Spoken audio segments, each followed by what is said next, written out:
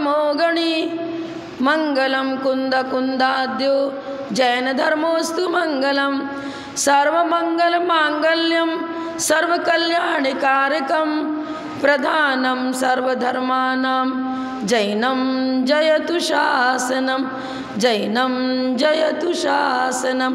जय बोलो श्री अनंतानंद परम सिद्ध भगवान की, 1000 श्री शांतिनाथ भगवान की, परम पूज्य आचार्य श्री आदि सागर जी महाराज की, परम पूज्य आचार्य श्री शांति सागर जी महाराज की, परम पूज्य प्रथम गणनियारिका रत्न श्री 105 विजयमती माता जी की, जैन धर्म की जिनवानी माता की, माता जी की जय। एक ही भाव स्तोत्र श्लोक नंबर 18 पुनः पढ़ेंगे। संक्षेप में तो हो चुका था, फिर से देख लीजिए। मिथ्यावादम मलमप्रुदन सप्तभंगी तरंगैर वागम्बोधिर्भुवनमखिलं देवपर्येति अस्ते तस्यावृत्तिं सपद विबुधास चेतसैवाचलेन व्याप्तन्वन्त सुचिरमृता सेव्या तृप्नुवन्ति। मलमप्रुदन सप्तभंगी तरंगैर वागम्बोधिर्भुवनमखिलं देवपर्येति अस्ते तस्यावृत्तिं सपद विबुधास चेतसैवाचलेन सुचिरमृता सेव्या तृप्नुवन्ति। मिथ्यावाद मतलब एकांतवाद, मिथ्यात्व रूपी मल का अपनुदन, उसको हटाने में जो निरंतर प्रयत्नशील है, मिथ्यात्व रूपी मल का निष्कासन करने के लिए जो निरंतर प्रयत्नशील है, उसको क्या करना पड़ेगा? सप्तभंगी न्याय के द्वारा वस्तु तत्व को समझना पड़ेगा। स्वचतुष्टय परचतुष्टय की अपेक्षा सप्तभंगी न्याय की हमने संक्षेप में चर्चा तो कर ही ली थी। सप्तभंगी न्याय का स्वरूप क्या बता दिया था, किस अपेक्षा से द्रव्यार्थिक न्याय से वस्तु का स्वरूप क्या है, पर्यार्थिक न्याय से क्या है, नए प्रमाण निक्षेप आदि के द्वारा वचन रूपी समुद्र, वाग माने वचन, जिनेंद्र भगवान की वाणी की तुलना समुद्र से की गई है। समुद्र अगाध होता है, उसकी गहराई को पाना कठिन है, इसी प्रकार जिनेंद्र भगवान की द्वादशांग रूपी वाणी के गहराई को भी जानना समझना कठिन है। 33 सागर पर्यंत सर्वार सिद्धि के देव तत्व चिंतन करते रहते हैं और फिर भी उसकी पूर्ति नहीं होती। उनको ऐसा लगता है अरे एक काक की टिमकार में 33 सागर की आयु पूरी हो गई, क्योंकि एकाग्रता पूर्वक तत्व चिंतन में लगे और रसिक होकर के, माने उसमें बिल्कुल किसी चीज़ में विशेष रस आ रहा है, आनंद आ रहा है, भले वो 2 घंटे तक पिक्चर देख रहे हो आप, लेकिन रसिक हो उसमें, अरे इतनी जल्दी हो गया, लगता है कुछ हुआ ही नहीं। मतलब तत्व चिंतन में जो रसिक हो जाता है, उसमें डुबकी लगाता है, उसके अंदर ही वो शक्ति आ पाती है कि वो मिथ्यात्व का खंडन कर सके। मिथ्यात्व रूपी मल का निष्कासन करने के लिए सप्तभंगी न्याय के द्वारा रुचिपूर्वक तत्व का अध्ययन करना पड़ेगा, मथन करना पड़ेगा, चिंतन करना पड़ेगा। वागम बोधिर आपकी द्वादशांग वाणी वो समुद्र है, और उस समुद्र में क्या उसकी कार्य क्या है उसका? अखिल भुवनम पर्येति, ऊर्ध्वलोक, अधोलोक, मध्यलोक, तीनों लोकों का विस्तृत विवरण उसमें मिलता है, कथन मिलता है, मानो उसने अखिल भुवन को घेर लिया है। पर्येति माने घेर लिया है, अखिलम भुवनम संपूर्ण लोक को पर्येति माने घेर लिया है। कैसे घेर लिया? ये देव तो संबोधन में चला गया, हे जिनेंद्र देव, या माने जो आपकी द्वादशांग वाणी है वह, ते माने आपकी, हे जिनेंद्र देव, ते वागम बोधिर आपकी जो द्वादशांग वाणी है वो अथाह है, समुद्र की तरह अथाह है, और उसमें लोक, ऊर्ध्वलोक, अधोलोक, मध्यलोक, अखिल माने संपूर्ण भुवन की सारी वस्तुएं झलकती हैं। उससे हमको द्वादशांग जिनवाणी से वस्तु तत्व का ज्ञान होता है। ऊर्ध्वलोक की रचना, मध्यलोक की रचना, अधोलोक की रचना, उसमें रहने वाले 6 द्रव्य, 7 तत्व, 9 पदार्थ सब हमारे ज्ञान में आते हैं। इसलिए लिख रहे अखिल भुवन को उसने घेर लिया। किसने घेर लिया? जिनेंद्र भगवान की वाणी रूपी अगाध समुद्र, तुलना कर दी समुद्र से। तस्यावृत्तिम, आवृत्ति ऐसा नहीं कि हाँ एक बार समुद्र को एक बार देख लो खाली, तो देखने मात्र से हो जाएगा क्या? ये जिनवानी रखी पुस्तक, इसको हमने पुस्तक को आंखों से देख लिया, ये ऐसा नहीं बता रहे हैं। तस्यावृत्ति, आवृत्ति माने बार बार रिपीट करना, बार बार उसको देखना, जानना, समझना, रटना, घोटना, चिंतन मंथन करना, ये आवृत्ति का अर्थ हुआ। जो बार बार उसी के चिंतन मंथन में, उसकी आवृत्ति में लगा रहता है, सपदि व शीघ्र ही विबुधा, वे विद्वत जन शीघ्र ही क्या कर चेतसई वा चले न।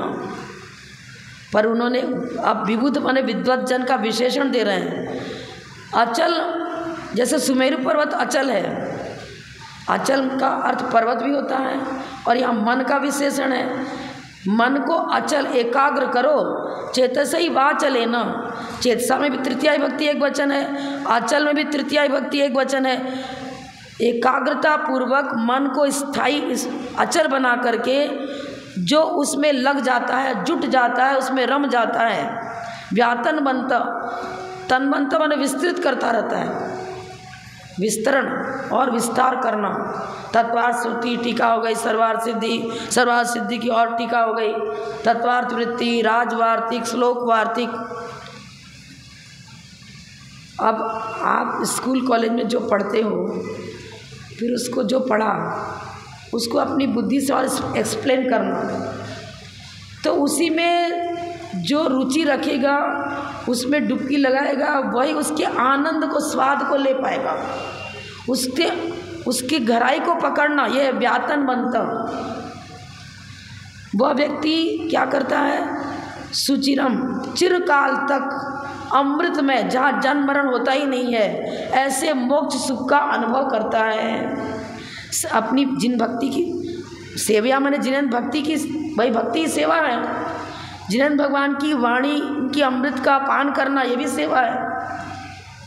जिनेंद्र भक्ति के द्वारा इस विधि से यदि वो आगम का पान करता है, जिनवानी का पान करता है, सेवन करता है, तो फिर चिरकाल तक सिद्ध अवस्था को प्राप्त करता हुआ, प्राप्त कर लिया, जो चिरकाल तक बना रहता है, ऐसे सिद्ध पर्याय में पहुंच जाता है, और वहाँ अमृत में आनंद का अनुभव करता है, स्थायी सुख का अनुभव करता है, तृप्त मनती, उसी में तृप्ति होती है। अब आगे अन्न की इच्छा ही नहीं रहती, तृप्त हो गया मैंने, अब मुझे अब कुछ नहीं चाहिए। जब कुछ नहीं चाहिए तब क्या हुआ? तृप्ति। लौकिक सुख तृप्त नहीं करते हैं, वो तो पंचेंद्रिय सुख आकुलता को जन्म देते हैं। ऐसी मिठाई फिर चाहिए, फिर चाहिए, फिर चाहिए, बार बार खाने की इच्छा करना है। लेकिन अतीन्द्रिय आत्म सुख का स्वभाव ऐसा है कि उसकी प्राप्ति के बाद लौकिक सुख प्राप्त करने की इच्छा ही मिट जाती है। ये चीज़ है। भावार्थ देख लीजिए। हे नाथ, सप्तभंग रूप तरंगों से अथवा अनेकांत के महात्म से शरीर आदि बाह्य पदार्थों में आत्मबुद्धि रूपी जीव के विपरीताभिनिवेश को दूर करने वाले। क्या बताया इन्होंने? शरीर में आत्मबुद्धि का होना यह मिथ्यात्व है।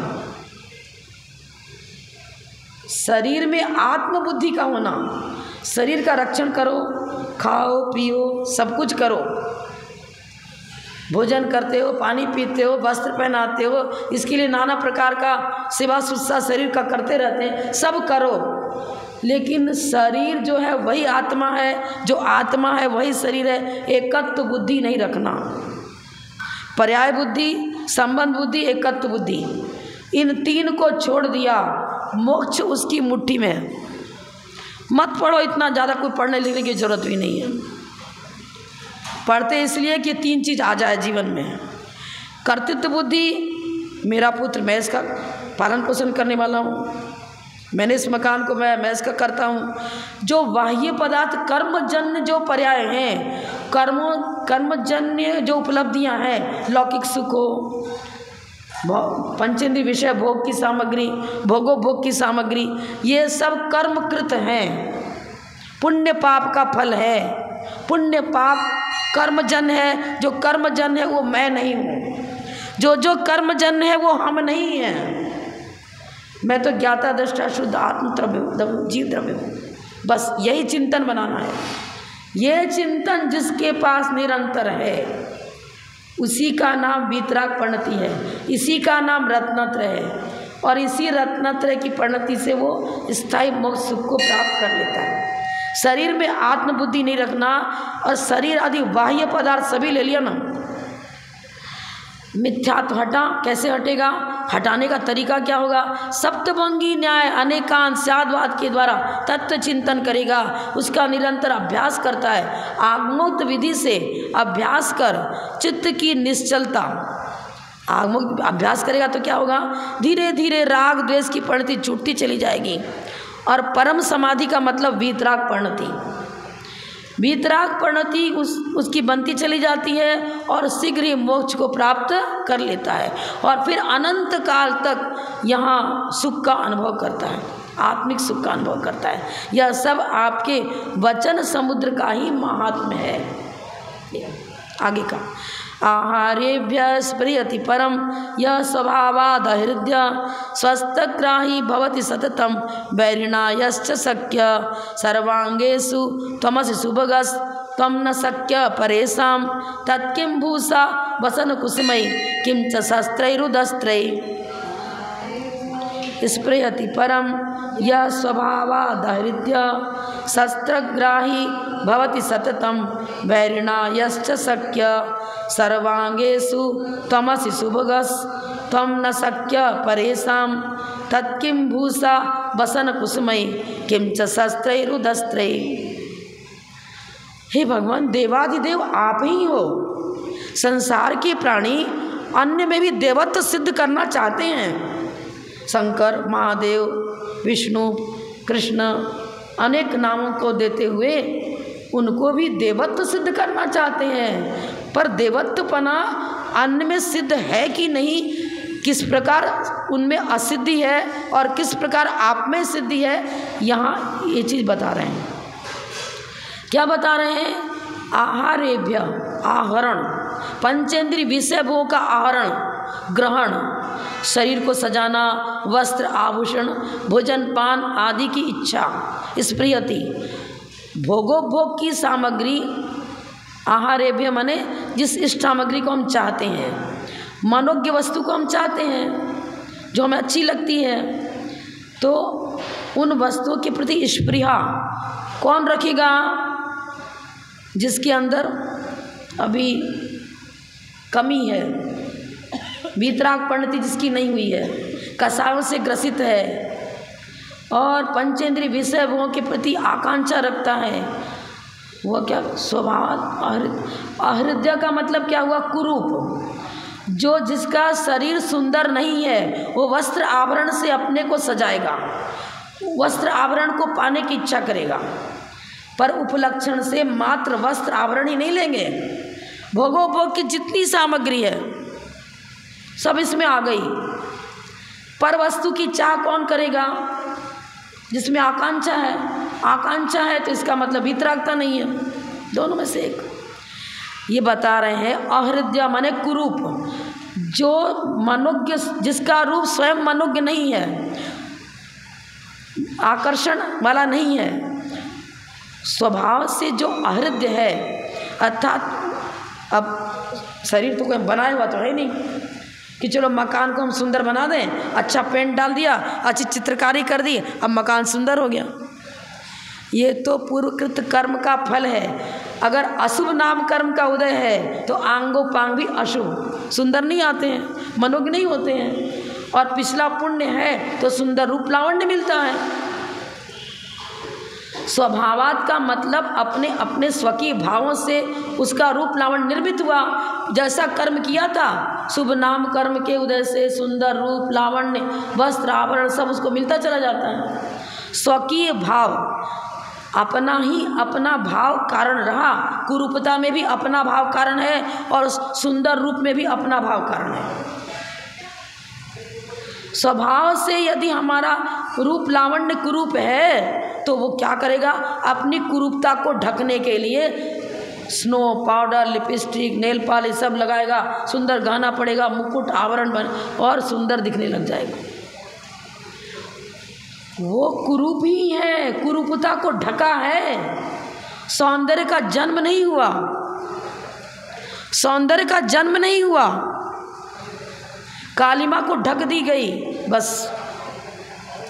पर जिनेंद्र देव, आप तो तीर्थंकर प्रकृति का बंद करके पैदा हुए हो। सुंदर रूप लावण्य उस तत्काल जन्मे बालक के रूप लावण्य को देखने के लिए, वो तो नग्न है, अभी तो बच्चा नग्न ही पैदा होता है, कोई आभरण वस्त्र कुछ भी नहीं है, और इतना सुंदर रूप कि इंद्र को सहस्त्र नेत्र बनाने पड़ गए।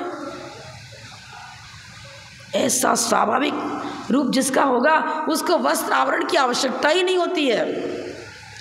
शस्त्रग्राही, शस्त्र को ग्रहण कौन करता है? जिसको डर है कि अरे वैरी मुझे जीत सकता है। वैरी वैरिणा शक्य, वैरी के द्वारा जो जीता जा सकता है वही फिर शस्त्र धारण करता है। शत्रुओं को परास्त करने के लिए शस्त्र की आवश्यकता किसको पड़ती है? जिसके शत्रु मौजूद हैं और ये डर भी है कि ये शत्रु मुझे जीत सकते हैं, तब वो शस्त्र को ग्रहण करेगा।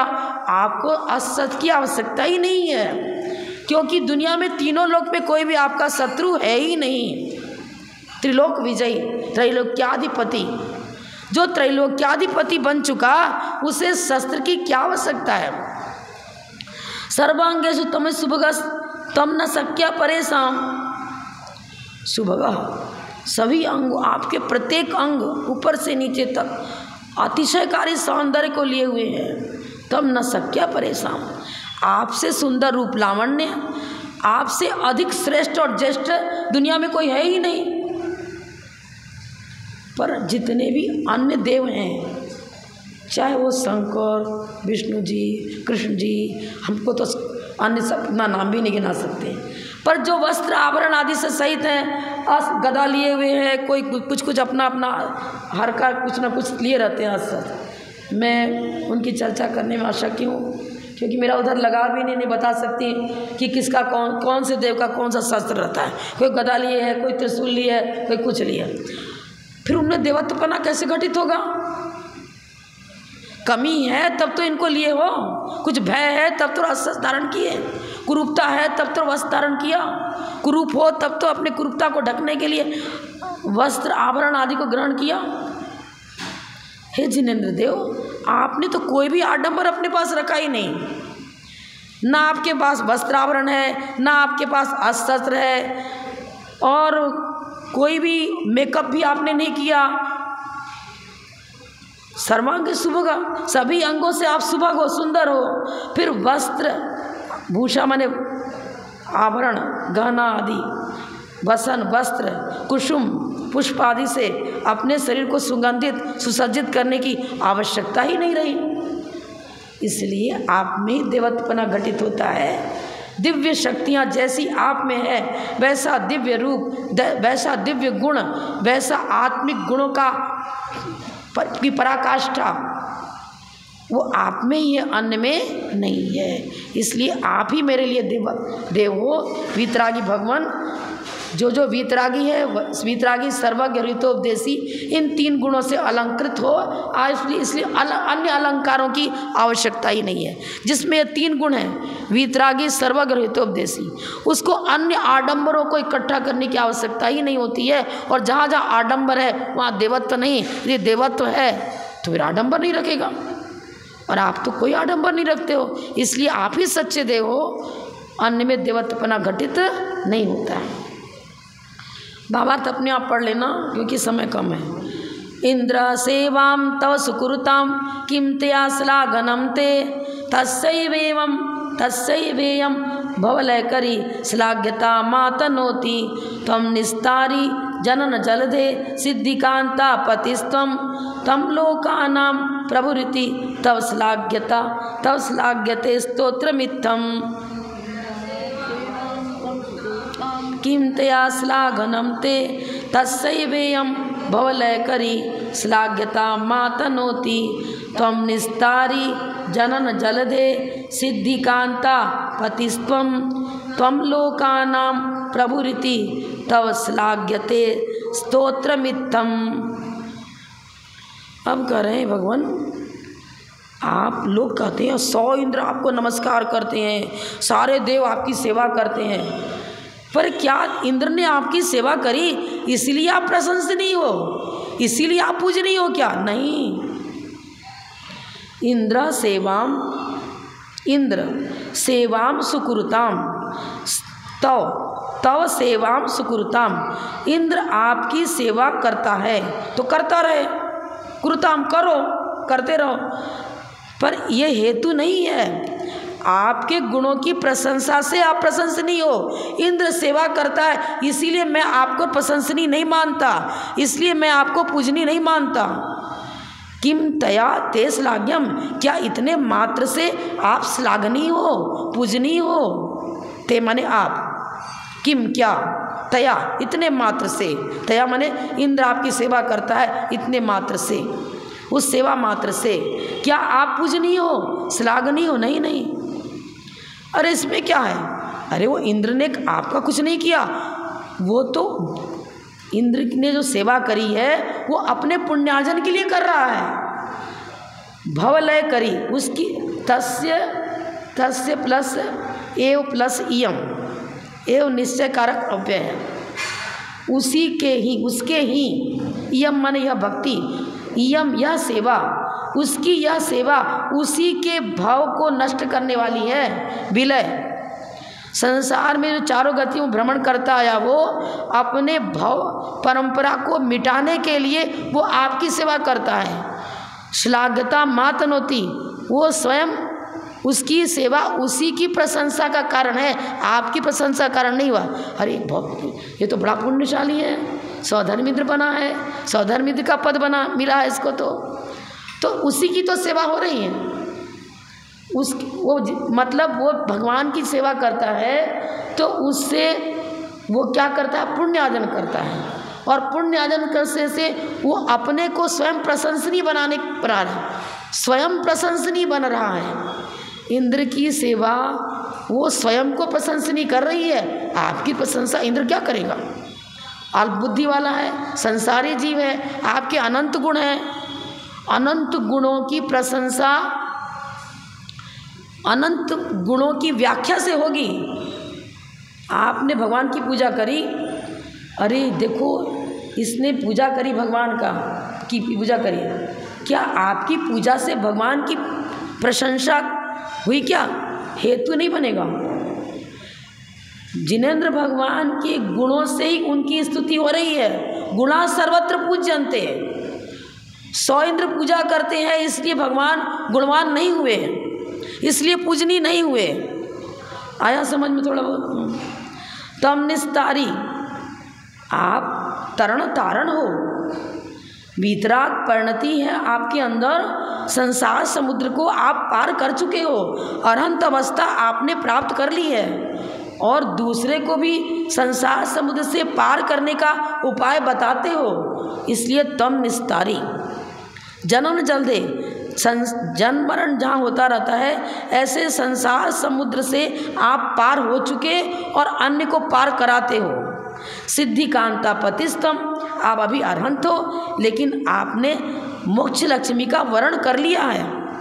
सिद्धिकांता, मोक्ष रूपी लक्ष्मी के पति आप ही हो। अब ये तो उपमा दी है, कोई मोक्ष लक्ष्मी, लक्ष्मी अंतरंग बहिरंग लक्ष्मी को उपमा उपमेय भाव से उन्होंने यहाँ इस प्रकार विशेषण दिया है। मोक्ष रूपी लक्ष्मी के आप ही पति हो, आप ही संसार समुद्र से पार करने वाले भव्य जीवों के लिए हितकारी हो। तम लोकानाम प्रभु, तीनों लोकों का हित करने वाले आप ही प्रभु हो।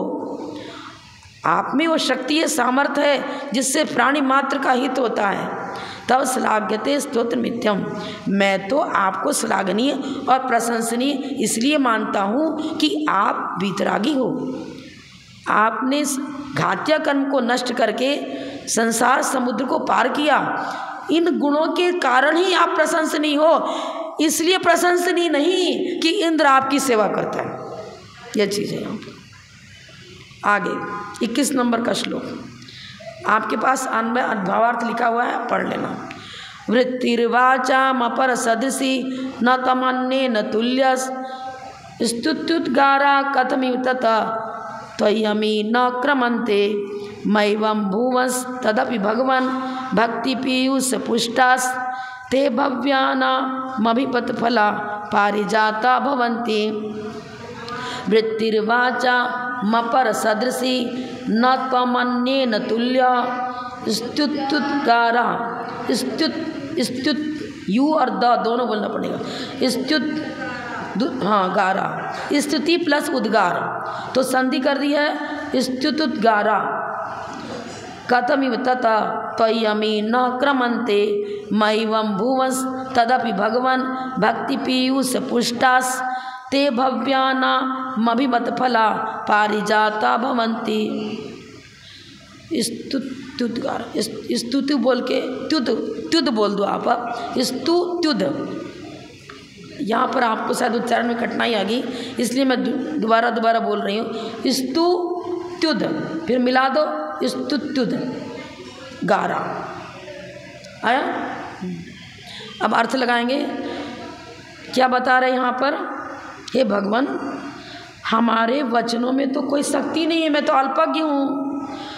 वृत्तिर्वाचा अपर सदृशी, वृत्ति माने वर्तन, वचनों का वर्तन अर्थात मैंने वचनों से आपकी स्तुति करी, मैंने अपने वचनों से आपको स्तुति का पात्र बनाया। वृत्तिर्वाचाम, वाचाम में षष्ठी विभक्ति बहुवचन है, वचनों के का विषय आपको बनाया। अपर सदृशी, पर मेरे वचन तो अन्य अज्ञानी की तरह तुच्छ हैं। अपर माने अन्य जो अल्पज्ञ हैं, अज्ञानी पुरुष हैं, छद्मस्त पुरुष हैं, उन्हीं के समान तो मेरे वचन हैं। तम अन्य न तुल्य, और आप तो अन्य के समान नहीं हो, आप अनंत चतुष्टय के धारी, केवल ज्ञान के धारी, अनंत ज्ञान है आपका, छाई ज्ञान है और मैं छावसमिक ज्ञान की वाला, भला मैं कैसे आपकी स्तुति करूँगा। न तम अन्य न तुल्य, तम मने हे भगवान आप अन्य के तुल्य नहीं हो, आपका ज्ञान अन्य संसारी जीवों के तुल्य नहीं है। तम मने तुम, आप, अन्य न तुल्य न, आपका ज्ञान, तुम मतलब आपका ज्ञान, अन्य न तुल्य न, अन्य संसारी जीवों की तरह आपका ज्ञान नहीं है। भगवान का ज्ञान छाई ज्ञान है और संसारी जीव का ज्ञान छावसमिक ज्ञान है, फिर तुल्य कैसे होगा, नहीं हो सकता। मैंने तो स्तुति की है, अपने हार्दिक उद्गार को व्यक्त किया है। स्तुति प्लस उद्गारा, जो मैंने स्तुति करी मेरा अंतस्थल का एक उद्गार है, हर्ष को व्यक्त करने का एक सहारा लिया मैंने वचनों का। वचनों में शक्ति नहीं है जो आपके संपूर्ण, क्योंकि स्तुति किसे कहते हैं, पहले दिन ही हमने बताया था, गुण अल्प हो, थोड़े गुणों को बढ़ा चढ़ा कर कहना, इसे स्तुति कहते हैं, बढ़ा कर कहना। और आपके गुण ही अनंत है और मैं अल्पज्ञ, बढ़ाऊंगा कहाँ से, जितना है उतना भी कहने की क्षमता नहीं है, फिर बढ़ाने की तो बात छोड़ दो। आपके गुण अनंत हैं, उन अनंत गुणों तक पहुँची नहीं है। और स्तुति तो किसे कहते हैं, बढ़ाकर कहना। तो इसलिए है भगवान मैं तो अपने हार्दिक उद्गार को टूटे फूटे वचनों से व्यक्त कर रहा हूँ, मुझ में क्षमता नहीं है कि आपकी स्तुति कर सकूँ। कथम ही तथा, भला ये जब हम अल्पज्ञ हैं और आप छाई ज्ञान के धारी हो, फिर कथम ही तथा, फिर कैसे मैं आपकी गुणों का गुणानुवाद कर सकता हूँ। ना माने हम, अमी, उस त्वयि प्लस अमी, आपके ऐसे महान गुणों का क्रमंते उल्लंघन करें तब तो स्तुति हो। वस्तु ये थोड़ी, उसको और बढ़ाना, उल्लंघन करना माने बढ़ा चढ़ा कर करना। यहाँ क्रमंते का अर्थ होगा उल्लंघन करना, अर्थात और अधिक उसमें कुछ विशेषता लाते हुए दीर्घ कर देना, उसको लंबा चौड़ा कर देना। त्वय्यम न कथम क्रमंते, कैसे मैं उल्लंघन कर सकता हूँ, कैसे मैं बढ़ा सकता हूँ, लंबा चौड़ा करके कथन करने का सामर्थ्य मुझ में है ही नहीं। इसलिए मैं स्तुति का करने वाला नहीं हूँ, स्तोता नहीं बन सकता। फिर भी क्या करें, मैं वह भुवस्तते भगवान, ठीक है नहीं कर सकता हूँ, लेकिन स्तुति किए बिना छोड़ूंगा भी नहीं। वो भक्तामर की तरह ही है। क्यों? भक्ति पीयूष पुष्टा। अरे अल्पज्ञ है तो क्या हुआ, समुद्र का माप तोल नहीं कर सकते हैं, लेकिन समुद्र के एक बूंद को तो अपने हाथों में ले सकते हैं ना, उंगली में पकड़कर हाथ हथेली पर ले सकते हैं। मैं आपकी भक्ति करता हूँ तो भक्ति पीयूष पुष्टा, जो भक्ति रूपी अमृत के पुष्ट हो चुका है, एक लय होकर आपकी भक्ति करता है, वह अभिमत फला, अपने इच्छित फल को, वो भव्यानाम, उस भव्य जीवों के अभिमत फल की प्राप्ति हो जाती है। पारिजाता, वो अपने वांछित फल को, पारिजात माने कल्प वृक्ष होता है, कल्प वृक्षों से जैसे अभिमत फल प्राप्त हो जाता है, इसी प्रकार से आप ही कल्प वृक्ष हो। उस कल्प वृक्ष के पास पहुंचते ही, और कल्प वृक्ष तो मांगने पर देता है, पर आपकी विशेषता है कि बिना मांगे स्तुति मात्र से भक्त अपने सारे अभिष्ट कार्यों को कर लेते हैं, उनको मनवांछित फल की प्राप्ति हो जाती, बिना मांगे हो जाती। शब्द से समझ लिए एक बार, अन्वयार्थ से, क्यों थोड़ा कठिन है। भगवान हे स्वामीन, वाचाम वृत्ति, हमारे वचनों की प्रवृत्ति, वर्तन बताया ना, वृत्ति माने वर्तन, पर प्रवृत्ति अपर सदृशी, दूसरे अल्पज्ञ मनुष्यों के समान है। अन्य अज्ञानी जीव अल्पज्ञ हैं, वो छाव समय ज्ञान उनका भी होता है, मेरा भी छाव समय ज्ञान है। अल्पज्ञ भला छाई ज्ञान के धारी, अनंत ज्ञान के धारी, उनकी स्तुति कैसे करेंगे, नहीं कर सकते ना। दूसरे अल्पज्ञ मनुष्यों के समान है, जैसे अन्य अल्पज्ञ मनुष्यों की वाणी होती है, वैसे ही वादिराज कह रहे हैं हमारी भी वाणी है। तो आप दूसरे पुरुषों के समान नहीं हो, आप छाव समय ज्ञान के धारी नहीं हो, इसलिए आपकी तुलना अन्य संसारी अल्पज्ञ प्राणियों के साथ नहीं हो सकती। आप अनुपम हो, अद्वितीय हो। देखो लोग कहते हैं, क्या कहते हैं, देवों का सुख, देवों से अनंत गुना सुख मोक्ष में है, ऐसा बोलते हैं। एक दिन मैंने इसको बताया था, बहुत बड़ा मिस्टेक है ये। पंडित कहो चाहे कोई साधु के मुख से भी हो सकता है, निकल सकता है। देवों के सुख से मैंने जो मोक्ष में, यहाँ पर देव पर्याय में है, स्वर्ग में है, स्वर्गों के सुख से अनंत गुना सुख कहाँ है, मोक्ष में बताते हैं, लेकिन पूरा गलत है ये। किसी भी प्रकार से ये सही नहीं है कहना। आपने क्वांटिटी को पकड़ा, क्वालिटी नहीं पकड़ी। देवों का सुख तो तात्कालिक सुख है, इंद्रियजन सुख है, क्षणिक है, और इंद्रियजन सुख तो सुखाभास है, सुखाभास है, वो तो आकुलता को जन्म देने वाला है, दुख रूप है। वो संसारिक सुख की तुलना मोक्ष सुख से करो, कितना गलत है। पीतल को सोना कहा जाए, हम आपको पीतल दें और सोने का मूल्य दे दोगे क्या? क्वालिटी अलग है ना। अनुपम बोलना पड़ेगा, यहाँ भी अनुपम लिखा है। ये बता ही रहे कि सांसारिक सुख अलग तरीके का है, मोक्ष सुख अलग तरीके का है, क्वालिटी ही अलग है। लोहा और रत्न, लोहे को रत्न कहोगे क्या? नहीं। देवों का सुख हो, चाहे चक्रवर्ती का सुख हो, चार चक्री का सुख हो, राजा महाराजाओं का सुख, सब इंद्रियजन सुख है। लौह में तुच्छ, कोई मूल्य नहीं उसका, तुच्छ है। हे तत्व में आएगा। इंद्रियजन सुख हे तत्व में आता है, उपादेय नहीं है। उपादेय तो आत्मिक सुख है जो त्रैकालिक होता है, स्थायी होता है। भगवान आपका सुख अनुपम है, आप अनुपम गुणों के धारी हो, इसलिए हमारे अभी ये स्तुति के उद्गार आप तक पहुंच भी नहीं सकते। त्वयि कथम क्रमंते, आप तक जब पहुंच भी नहीं हुई तो बढ़ा चढ़ा के क्या कहेंगे। एग्जैक्ट आपके गुणों तक पहुंच भी नहीं हुई। पहुंचना मतलब ये मत समझना चल के जाना, अरे पैरों से चल के जाने की बात नहीं है, बुद्धि गम्य नहीं है। हमारी बुद्धि आपके एग्जैक्ट गुणों को भी वहाँ तक भी नहीं पहुँच सकी, वहाँ तक भी मेरी वचन वर्णना नहीं पहुँच सकी, फिर बढ़ाकर कैसे कहूँगा। ये क्या बता रहे हैं ना, माने हमारे ये स्तुति के उद्गार आप तक किस तरह पहुंच सकते हैं? प्राप्त हो सकते हैं क्या? नहीं हो सकते। प्राप्त हो सकते हैं अथवा ऐसा मत हो नहीं हो सकते हैं। हमारे वचन आप तक नहीं पहुँचे तो फिर भक्ति रूपी अमृत से परिपुष्ट हुए वे स्तुति रूप उद्गार भव्य जीवों के लिए इच्छित फल को देने वाले कल्प वृक्ष होते हैं। नहीं पहुँचे तो मत पहुँचो। यहाँ तो शब्दार्थ कर रहे हैं, माने हम नहीं आपकी स्तुति कर सके, हम अज्ञानी हैं, अल्पज्ञ हैं और पाप का बाहुल्य है, संसारी हैं, फिर भी यदि भक्ति करता हूँ तो भक्ति अमृत का काम करेगी और अमृत पान से अवश्य ही अमृत में जहाँ जन्म मरण नहीं है ऐसा स्थायी सुख प्राप्त होता ही है। भक्ति के द्वारा हम अतीन्द्रिय आत्म सुख को प्राप्त कर लेते हैं। कल्प वृक्ष हो आप हमारे लिए, इच्छित फल को देने वाले हो, इसलिए आपकी भक्ति हमारे लिए निरंतर लाभकारी बनेगी। अपनी निंदा भी कर रहे हैं, यही बता रहे हैं कि सामर्थ्य नहीं है मुझ में, बुद्धि भी नहीं और जन्म मरण करता हुआ अनंत कहाँ से पापों से बद्ध हूँ, कर्मबद्ध हूँ।